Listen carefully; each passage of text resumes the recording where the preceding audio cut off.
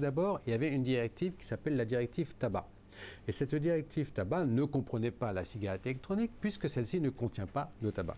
Eh bien, la commission qui préparait cette directive a intégré la cigarette électronique. La France, à ce moment-là, s'est opposée à cette intégration de la cigarette électronique dans la directive tabac.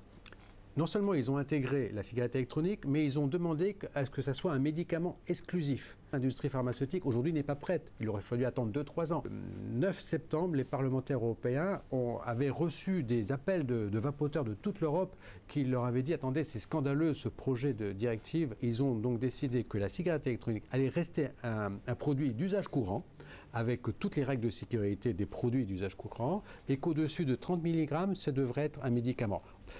Et la Commission européenne, chez qui le texte est donc revenu, elle a carrément barré tout cela pour dire la cigarette électronique, c'est un produit du tabac, ça peut être un médicament. Ce n'est plus un produit d'usage courant.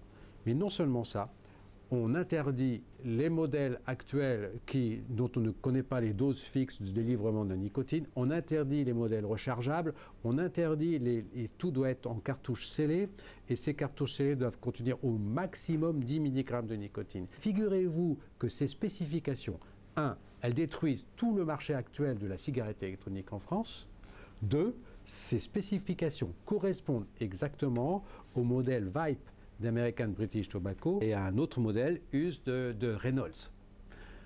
Comment ne pas penser que ces industriels du tabac n'ont pas influencé fortement la Commission pour que les choses leur soient servies aussi bien ?